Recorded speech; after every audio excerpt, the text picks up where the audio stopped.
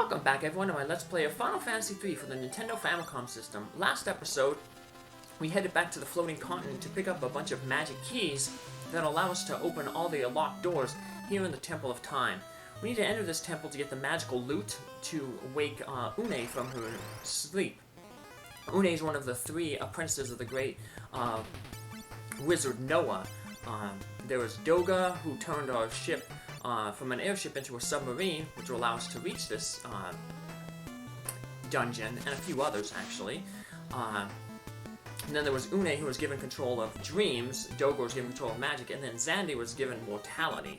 So he was kind of mad. He felt that he got a bad deal. So he's the one who's actually behind all the badness that's going on here. He took the Earth Crystal, caused the earthquake.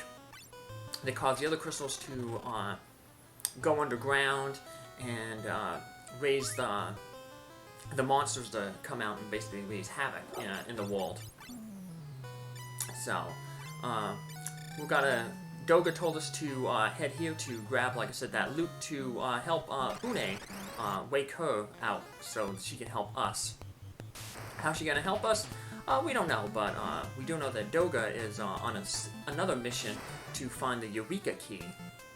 And that Eureka Key will eventually allow us to enter the Forbidden Land Eureka, where apparently like the ultimate weapons and the ultimate jobs are sealed away.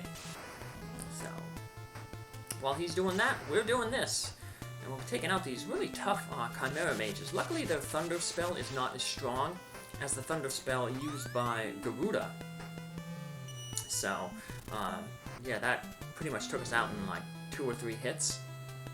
These ones not so bad, but still it's doing, high double, low triple digit damage to all our characters, so it's good that Baby Moo is back in that white mage job so that she can use the Kiraga spell to keep all our hit points up. So, enjoy these jobs, because after this we will be changing the jobs again, because we have another optional dungeon that we want to go to, and it's really, really hard. Enemies going to hit really, really hard, so we're going to want some more defensive based characters. Right now, only real defensive character is Tangeweenie. So, alright, let's head on out of here. Remember to use a key on the door. You just have to press the B button and then select the magic key from your inventory, and that opens the door. If you have a thief, the thief can open locked doors without the key. They're actually give some thief equipment in here, but overall thieves aren't really that good for this portion of the game. So, I want to just switch out the bracers there, but I took out the wrong one. So, get the diamond bracer, give a little bit more physical defense as opposed to magical defense. But so we're going to head down up there. You can walk in the waterfalls, actually walk up the waterfalls. That's going to be important a few floors down, because we'll have a secret area that has some pretty good treasure in it. So, 2 really good hand accessories, and then a weapon for the Bard class, which is one of the new classes that we'll be changing into following this adventure.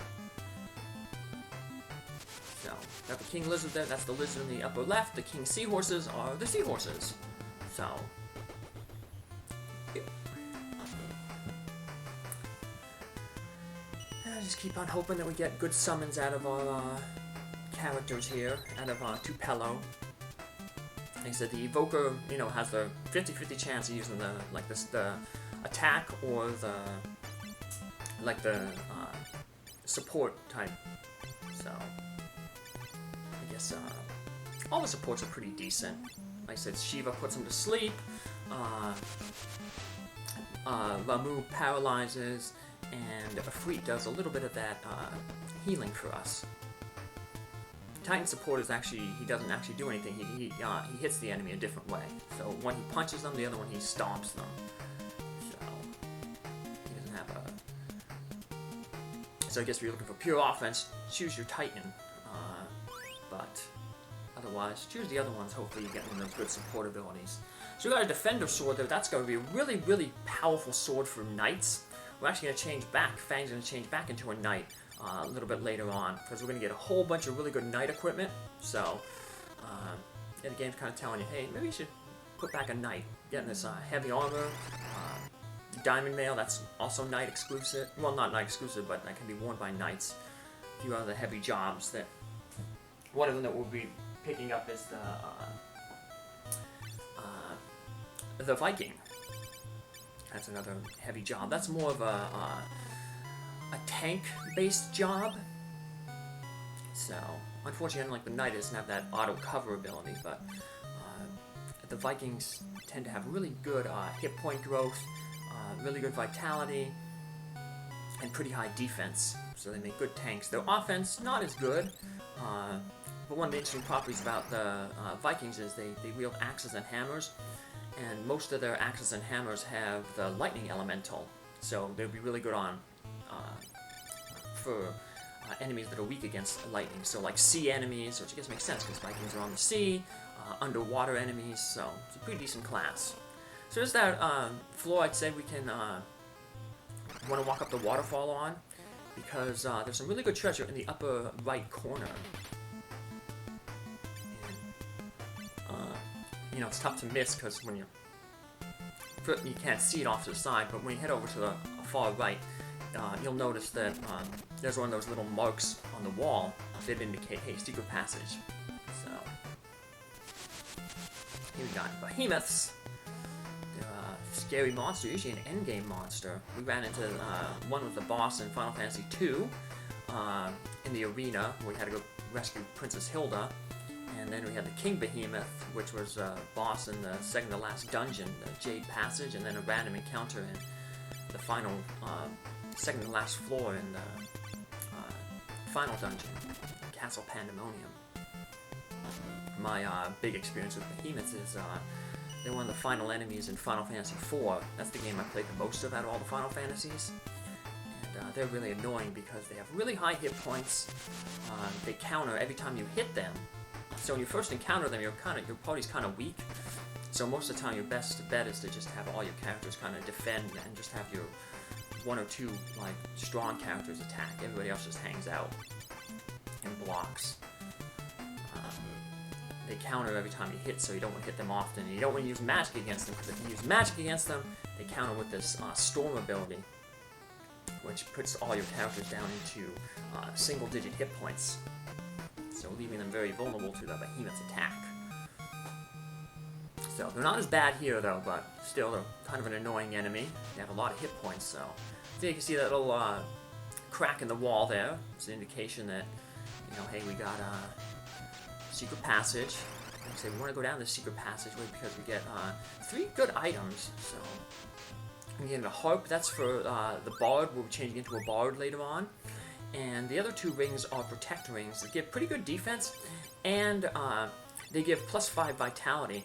Vitality is the stat that determines how much hit points you get. So the higher your vitality, the more hit points you get at level up. So giving them to Tupelo and Baby Moo is really good because it's giving them that +5 vitality, so they'll gain a little bit more hit points now when they level up. Unfortunately, we got back attacked here by the pterodactyls. They are the last enemy in this area. They're only found on this, well, not the last enemy. They're only found on this floor. So, there's dragons in this area too. But luckily, the dragons aren't very tough. It's interesting because red dragons hang out with the behemoths in Final Fantasy IV. The red dragons, they're pretty tough. This laser move that does damage based on how many hit points they have. So if they use it right away, take up a good chunk of your health. So, but here's the good old pterodactyls. That reminds me of one of those dad jokes. How come you never hear pterodactyls go to the bathroom? Because their pee is silent.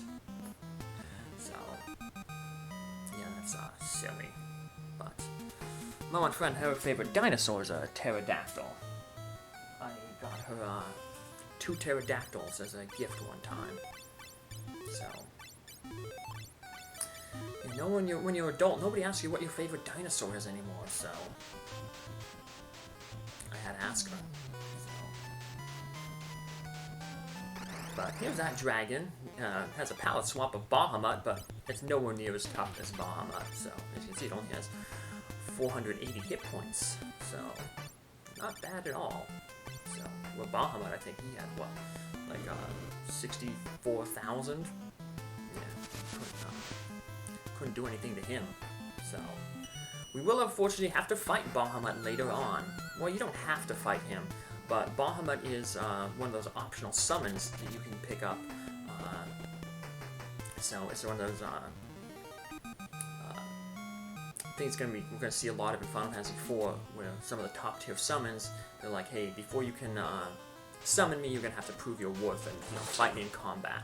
So actually, all three of the summons, the extra ones that we get here, all appear back in Final Fantasy IV, and once again, you have to fight them to get them. So Odin, Leviathan, and Bahamut. Yeah, we'll get to that one eventually. That one's gonna take a while, because after that, when I want to do the after years, the sequel to that game, and it's almost like a Final Fantasy V 4-job fiesta. There's so much stuff you can do with that end game and that. So here's Noah's Lute, the Lute sealed in time, and we pick that up, and that will be the thing that will bring Unei out of her dream slumber. But we're not gonna go see Unei just yet. We'll let her sleep a little bit. It's like, sleeping's fun, It's like when the alarm goes off in the morning, you hit the snooze button, you want to get a few extra Z's. Well, let's let Unei have a little bit of Z's. We're instead going to head back to the overworld. We're going to head back to Amor, and we're going to change our classes and prepare for the next dungeon we got. So all we have to do is head west, and we'll get to the big continent where Amor is. We want to head to the Chocobo farm, because he left some gear in the fat Chocobo we got a while ago, and we're going to actually use it now. So we're going to de-equip all our jobs, because they're going to change, of course.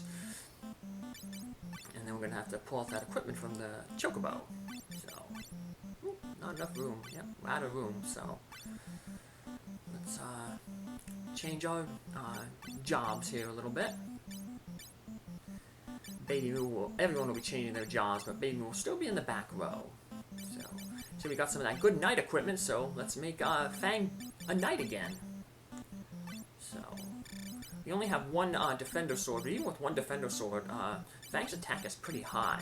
We're going to get another defender sword in the upcoming dungeon that we're going to go to. So he won't be on shields very long. But knights have pretty good vitality growth, so we'll just keep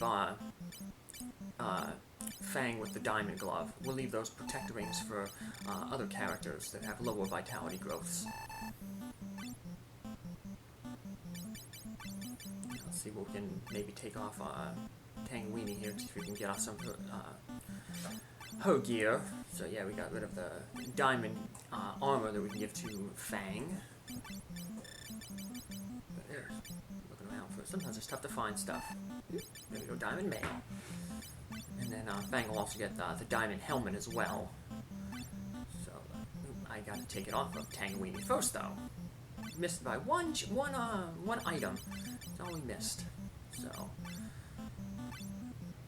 and we'll get that new jobs here. So Tupelo is going to become the Viking. That'll be a heavy armor class. We'll steal the Viking mail and some hammers that we kept with the fat Chocobo. And Tangeweenie is going to transition into the Black Belt, which is the upgraded monk class. We're going to have to go back to Amor to pick up some gear, though, for the monk. So, monk is a front row fighter, just because it targets with its hands, but it's more like a glass cannon, similar to the Black Belt, similar to how the monk was, where they don't really have heavy equipment, so they gotta basically rely on their vitality to see them through and get them a lot of that is their defense. So yeah, the black belt has the highest vitality, so they'll gain the most hit points on level up. So that should definitely help Tangeweenie catch up there. So the dungeon we're going to is pretty tough, which is why we want to have you know, some of these characters that have good defense. And but it's so tough because a lot of the enemies will give really good experience. Will give lots of experience because they're basically above level than we should be. So we should gain a few levels in this upcoming dungeon. So, of course, before we have to output our characters and stuff on the chocobo, we're gonna have to sell a bunch of stuff here. So I ended up selling this otter shroom. I could have kept it though, because it could help us warp us out of the next dungeon we're gonna go to, because we're not gonna have a white mage anymore. But the experience is just so good from the enemies in that thing that I was like, I'll just get rid of it, so it forced me to walk out of the dungeon, so. But let's grab some of that gear for the black belt. So the choco headband and the black belt body gear. The Viking gear we already got in the black chocobo. We got a bunch of that stuff free back in Saronia, so we don't have to worry about buying anything for him. So, or for Tangeweenie, for her. Now we do have one set of nunchucks, or claws. They have the nunchuck icon, but they're actually claws. But because we don't have two sets, it would be better to just have Tangeweenie use her bare hands until we get a second pair of the claws. So we're going to pull out a bunch of that gear now from the fat chocobo. Use our Gishel green in front of the tree. Not actually in front of where the fat chocobo would be. And we're going to take some gear for the black belt and for the Viking. So take those two hammers, the Viking helm, the Viking mail, and we'll take the wyvern nunchucks or claws actually. Got them way back in Golder's Manor, but just start giving Tupelo some gear. Majolner is like the hammer that Thor uses, so I guess Tupelo is worthy. Doesn't do a lot of attack power, but like I said, it has that lightning elemental built into it, so it'll do extra damage to underwater enemies, sea enemies, which is good because we're gonna have quite a few of them in the upcoming dungeon. Like the underwater temple, the Temple of Time there. It is also going to be underwater, so this is the first time we're able to reach it. We got that Bard's Vest from a long time ago, back from Duster, so finally getting to put that to use. Now we're just going to head on out of here. And we're almost ready to go to the next dungeon, but like I said, it's really hard. The enemies are really tough. They hit hard, so we're going to make sure we're going to heal ourselves up here at Armor's Inn. And then we're also going to make sure we buy a few more high potions. So take care. I'll see you then in the next episode. Bye.